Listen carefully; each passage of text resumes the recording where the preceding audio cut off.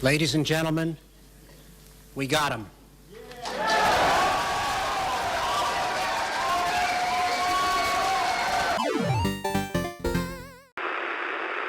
気を取り直して次のゲームはこのスクールデイズというゲーム。このゲームはとことん死ねー。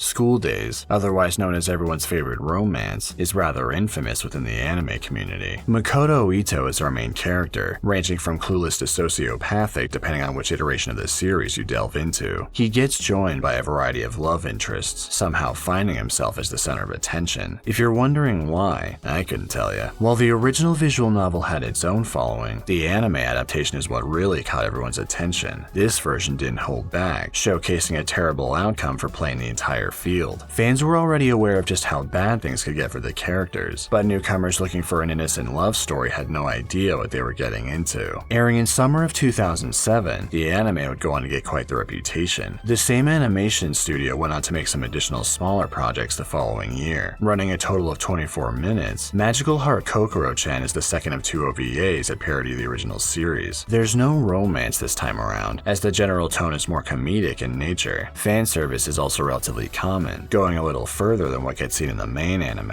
While this is a non-canon side entry, it isn't a bad idea to have some background knowledge of the series before going forward. That said, if you'd like some additional context on the overall universe, I'll link my previous videos as a card for your convenience. The story takes place on a route that's far removed from the mainline entry, as this Makoto hasn't been romantically involved with anyone. Looking to the spot where his favorite person usually sits, he now finds it empty. All of the girls from the anime make a brief appearance, but they're nothing more than fragments of an alternate reality. Makoto isn't too worried about his love life, perfectly content with being left to his own devices. There's also a nice little nod to the visual novel as his thoughts get a bit meta. Interrupting his train of thought, he stumbles as the actual train suddenly comes to a halt. The cause of this quickly makes itself known, leaving Makoto shocked at what he's seeing. The invader doesn't last long, being dispatched by a mysterious girl in a flashy getup. Eventually making his way to school, Makoto learns about the person in question thanks to his enthusiastic friend, Taisuke. The heroine goes by Magical Heart, not being interesting enough to catch Makoto's attention. He's more curious about the source of the creatures attacking this city, but his reasonable question is met with indifference. Fellow classmate Saionji joins the conversation soon after, also not a big fan of the strange individual. Approaching with a more pragmatic view of things, her best friend Setsuna doesn't seem to have a problem with Magical Heart. Shifting elsewhere, the scene brings us to the familiar restaurant known as Radish. The establishment has a slightly different set of workers than what gets seen in Shiny Days. Rather than faking an illness, Saionji is actually doing her job for once. Following her is Hikari, who for some reason took this job instead of helping with her family's business. The third character is Nanami Kanroji, a girl who's slightly more prominent in the School Days visual novel. Here's a quick rundown. She's friends with Saionji. She's a big contributor towards the bullying that Katsuta receives, and her boyfriend is a certain tutor we saw at the end of my Shiny Days video. Yeah, ain't that some shit? The last member of the crew is none other than Katsuta's little sister, Kokoro. I have no idea how she managed to land this job, but I suppose a certain manager isn't known to make the best decisions. As the OVA takes place before Shiny Days was released, the uniforms more closely resemble the original outfit from Summer Days. Serving their first patron of the shift, the group takes care of Katsuta, who's visiting to check in on her sibling. It seems that Kokoro in particular is quite popular with the customers, which may allude to the fact that this town has questionable taste. Suddenly, a phone notification is sent to everyone who's currently on duty. Claiming to have other matters to attend to, the group leaves Katsuta to enjoy her beverage. Everyone quickly moves to the break room, entering the lockers side by side. The floor opens up underneath them, bringing the girls to a secret base underground. As it turns out, the aforementioned manager is leading quite the operation. Spearheading an independent organization of vigilante justice, Yoko takes her role very seriously. The latest threat comes in the form of zombies, who were originally citizens of the town before a mysterious virus changed them. Saluting in unison, the girls start the mission with a nice little nod to their creator. Transforming into their unique costumes, the Radish Mobile Squad is less than thrilled with their current getup. The cause of the zombie mutation is revealed shortly after, taking the form of a strange mist that's spreading through the area. Craving a different kind of flesh, the mindless creatures are more interested in fulfilling certain urges. Interestingly enough, it seems that Setsuna is the mastermind of this plan, intending to take things even further. Makoto and Taisuke get caught directly in the middle of this evil scheme, doing their best to avoid joining everyone else. Otome and some of the other girls are also having a hard time, being cut off on all sides. Arriving on the scene, 2 members of the squad confront Setsuna directly. The rest of the crew manages to rescue the group that was trapped, though unfortunately not before some damage was done. As the team reunites, they assemble a device that can put a stop to this craziness once and for all. Amazingly, the suction capability far surpasses expectations, giving the impression that everyone is saved. This brief feeling of confidence is ultimately short-lived, as the unit's capacity gets pushed beyond the limit. With the gas being released, Taisuke becomes the next victim of the deadly virus. The Radish mobile squad is out of their depth, not sure what moves they have left. Moments before their demise, the group notices that one of the members is missing. The person in question slipped away earlier, utilizing her second persona to revert the mob of zombies back to normal. Making a grand appearance, Magical Heart is here to truly save the day. Being asked for the reason behind her evil ways, Setsuna responds that the rules laid out by Destiny guide her decision-making. Both the speech and the masked villains are likely a reference to the final episode of the School Days anime. Finding these words to be a little too esoteric for her liking, Kokoro pushes past them with a brute force assault. Left with no other options, Setsuna enlarges her companion, turning him into a giant weapon of destruction. This ends up being more than Magical Heart can handle, as there doesn't seem to be a weak spot to aim for. The National Defense Force arrives to try their hand at stopping the giant, only to be neutralized in a single blow. Not paying attention, Kokoro gets struck by a powerful blast. Becoming slightly self-aware, Makoto runs to save her, doing what he can to ensure a better route. He arrives in time, but his choice may have led him to a dead end. From this point, a sequence of images flash across the screen as Makoto frantically tries to think of a solution. Each of these corresponds to a different route ending from various parts of this series. To start with, one of them shows a knife being stabbed into someone, likely being from the visual novel when Saionji kills Makoto. 2 other shots display a saw and a puddle of blood. These are probably in reference to the anime ending where Katsuda kills Saionji on the roof of the school. The final 2 images show Katsuda falling from a great height, as well as a grave. This particular visual novel ending is one I never mentioned in my original video, known simply as Forever. I'll get more into this route when I eventually cover School Days HQ, but essentially, Makoto starts out being more in favor of Saionji, then gets swayed over to Katsuda's side with constant physical attention. He isn't sure who to choose, eventually going with Saionji after having his hand forced. Naturally, Katsuda doesn't want to accept this, declaring her love for Makoto. Being refused, the light fades from her eyes as she loses hope. She then tries to appeal to Saionji, receiving a rather cold-hearted response. Stating that the two aren't suited for each other, Katsuda has a plan to indirectly keep them apart. The couple is hurt enough, heading outside to get some distance. Makoto is determined to stay loyal to the one he chose, but Saionji is feeling uneasy about the earlier declaration. Suddenly, they hear something smash, turning around to find Katsuda's phone broken in half. The owner quickly follows suit, giving both of them an empty smile before she forfeits her life. A year later, Makoto visits Katsuda's grave, noting how he and Saionji didn't last. The intense guilt from what they caused was too much to bear, fulfilling the prophecy of the deceased. It's cool to see that the OVA made small nods to these scenes, but they can only be appreciated if you have the proper context. It seems that Makoto was too late to change his outcome, though a new figure arrives just in time to keep him safe. Apparently, Katsuda has her own alter ego, going by Magical Word, which I guess refers to the power of player choice? The 2 siblings go on to combine their powers, creating their own giant to do battle with. As far as I remember, this mascot character was exclusive to the anime, though it may have also been used elsewhere. We then get a shot from inside of the mech, but I'm pretty sure I can't show that here. It's kind of like a more lewd version of Darling in the Franxx, so just let your imagination run wild with that. Turning the tables, this new behemoth is proving to be quite effective. Delivering the final blow with a chainsaw, the heroines bring the battle to an end. Setsuna remains unfazed by this turn of events, knowing that fate will give her another chance for revenge in the future. Kokoro eventually reverts back to her alternate costume, saving her comrades in a boat that's fully embraced the meme. Back at school, Saionji does her best to cover up the fact that she was involved in the strange happenings. Shifting over to Radish, everything is more or less returned to normal. Makoto gets the feeling that he's seen Kokoro somewhere else, but convinces himself otherwise, knowing he must be imagining things. Taisuke inquires about a change of preference, being none the wiser in regards to certain canonical events. Nevertheless, Makoto remains consistent in this route, still very interested in Katsuda. Watching in secret, Saionji is also the same when it comes to her jealousy. The other characters gradually make their way to the restaurant, with the final shot of Kokoro drawing the episode to a close. Magical Heart Kokoro-chan is definitely one of the more unique entries of the School Days universe, and the goofiness certainly makes it memorable if nothing else. Without a doubt, tone, this was intended for fans of the series, not leaving much room for casual viewing. It's questionable if this is worth the watch even after the required reading, but I suppose I can appreciate a more lighthearted entry, especially with what's coming up next. Strap in, Yuki. We've got some girls to save.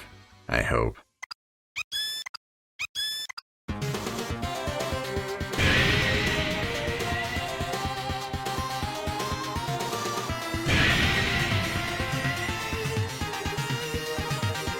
Special thanks to my awesome literary club members. Ultra Flow.